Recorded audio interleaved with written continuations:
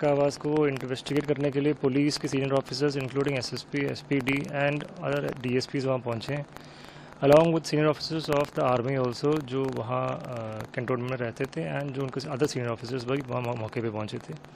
After that BDS की team को बुलाए एंड जो बॉम्ब डिस्पोजल टीम ने वहाँ प्रॉपर चेकिंग किया। उसके बाद एफएसएल टीम जो फॉरेंसिक टीम को बुलाए थे एंड वहाँ पे जो भी एविडेंस मिला है उन्होंने इकट्ठा किए हैं and that has been sent for sampling and for testing. कितने ब्लास्ट हुए हैं जी, कितने ब्लास्ट हुए, कोई जानी नुकसान? ब्लास्ट अभी चेक कर रहे हैं कितने ब्लास्ट हुए हैं। मतलब फ़िलहाल एफएसएल टीम जो डेटा निकालें, जो सैंपल्स निकालें, उसका टेस्टिंग के पता चला है। पुलिस और सुरक्षा एजेंसियां जांच में जुटी हुई है। पंजाब में 3 घंटे में 2 धमाके सामने आए हैं, जिससे इलाके में दहशत का माहौल है। बीएसएफ हेडक्वार्टर के पास ये पहला ब्लास्ट हुआ। पंजाब में 3 घंटे में 2 धमाके। जालंधर में स्कूटी में धमाका हुआ है, सीसीटीवी फुटेज भी सामने निकल कर आया है और धमाकों के कारण में अभी जो पुलिस है वो जुटी हुई है। धमाकों से इलाके में दहशत का माहौल है। आपको बता दें, पुलिस और सुरक्षा एजेंसियां जांच में जुटी हुई है।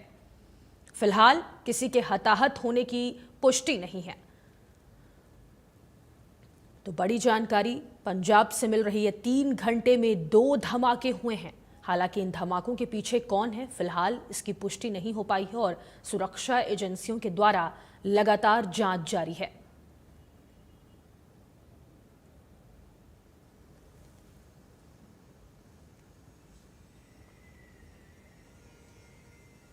और तमाम जानकारी के साथ सहयोगी नरेंद्र गुप्ता जालंधर से इस खबर पर हमारे साथ लाइव जुड़ चुके हैं, उनका रुख करेंगे।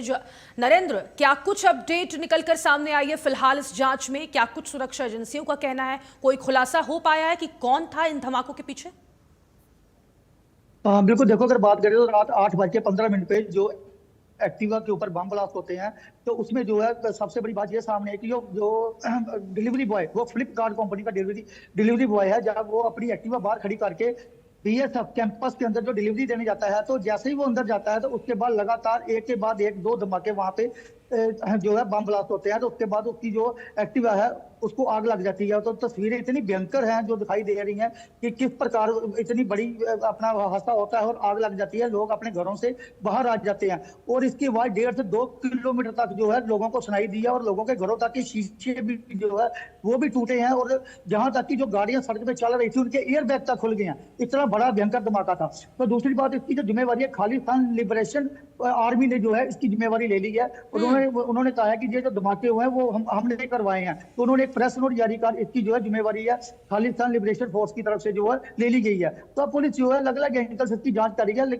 सबसे बड़ी बात है कि जलंधर को हाई अलर्ट पे रखा गया है, क्योंकि आज पंजाब के मुख्यमंत्री भगवंत सिंह मान क्या जलंधर फेरी है। तो उसको देखते हुए जो है पुलिस जो अलर्ट पर है, एजेंसियां अलर्ट पर है, हाई अलर्ट कर दिया गया है। तो कहीं ना कहीं अगर बात करें तो उनके आने से पहले जो 2 धमाके होने एक बहुत बड़ा जो है सवालिया निशान जो है प्रशासन के ऊपर खड़ा करते हैं।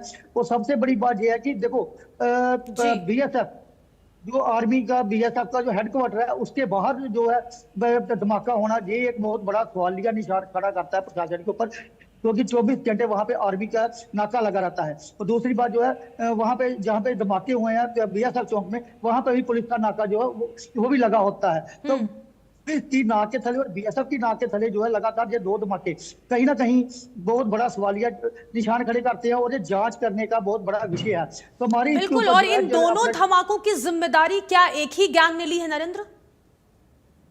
नहीं, देखो अभी जो हमारे पास प्रेस नोट जारी आई है उसकी जो कॉपी आई है उसमें सर जलंधर का जिक्र किया गया है कि जो उन्होंने बोला कि जो हमने बीएसएफ हेडक्वार्टर के बाद जो बम धमाके हुए हैं उसकी जिम्मेवारी उन्होंने बोला है खालिस्तान अपना लिबरेशन आर्मी ने बोला कि हम लेते हैं। तो उन्होंने उसको जो उन्होंने बोला कि जो रणजीत सिंह जिसका कि फरवरी में अमृतसर में गुरदासपुर में मुठभेड़ में मारा गया था, उसको लेकर उन्होंने बोला कि जब हमने जो बम धमाके किए हैं। और अभी उन्होंने बोला कि डीआईजी संदीप गोयल और 3 लोगों के और नाम उन्होंने बताए हैं कि अब ये हमारे निशाने पर है। तो कहीं ना कहीं अगर बात करें तो इसके जो कनेक्शन है पाकिस्तान के साथ जुड़ते हैं बिल्कुल दिखाई दे रहे हैं। और पुलिस की तरफ से जो डिलीवरी बॉय है उसको भी राउंड अप कर दिया गया है, उसके साथ जो एक और लड़का था उसको भी राउंड अप कर दिया गया है। अब पुलिस की जो जांच है वो जैसे ही जब प्रेस नोट उनके हाथ में लगता है तो उसके बाद पुलिस की जांच जो है अब इस एंगल के ऊपर शुरू हो गई है कि जो प्रेस नोट। बिल्कुल, और अगर पुलिस जांच की बात कर ली जाए, सुरक्षा एजेंसियों की जांच की बात कर ली जाए, तो किस किस एंगल से जांच की जा रही है पुलिस के द्वारा? बिल्कुल देखो, जब तक जो लेटर इशू नहीं हुआ था, जब तक जो लेटर उन्होंने जारी नहीं किया था, जिम्मेवारी नहीं ली थी, तो उसके पहले जो है पुलिस अपने अलग अलग एंगल से जांच कर रही है। जब हमने पूछा कि ये कोई टेररिस्ट अटैक है, तो पुलिस ने कहा हम इसके ऊपर भी जो है जांच करेंगे। और उसके बाद उन्होंने बोला कि हो सकता है कि ये एक्टिवा पे आग लगी और उसका धमाका हो, हम इसके ऊपर भी जांच करेंगे। तो कहीं ना कहीं जो है फिर हमने बोला कि ये जो डिलीवरी बॉय है, हो सकता है कि इसके कनेक्शन किसी के साथ जुड़े हो, तो उनका कहना है कि हम इसके भी जांच करेंगे, लेकिन इनकार उन्होंने किसी की बात से नहीं किया। लेकिन आज जब सुबह खालिस्तान लिबरेशन फोर्स की तरफ से इसकी जिम्मेवारी ले ली जाती है, तो उसके बाद जो है पुलिस का एंगल चेंज हो जाता है। पुलिस उसी समय जो है जो दो लोग राउंड अप किए हैं, उनको अभी इसके साथ जोड़ते हुए इस कनेक्शन से जो है उनके साथ अब जांच जो है शुरू कर दी गई है।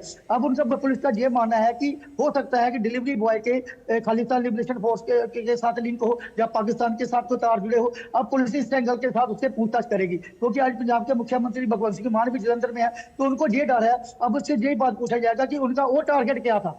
अगर आज रात को जी। अगर जहां पे बम ब्लास्ट हुए हैं, तो आगे का उनका टारगेट क्या था। अब इसके ऊपर भी पुलिस जो है वो जांच करेगी, क्योंकि आज मुख्यमंत्री जलंधर में है, तो पुलिस किसी तरह का रिस्क नहीं लेना चाहता, प्रशासन किसी तरह का रिस्क नहीं लेना चाहता।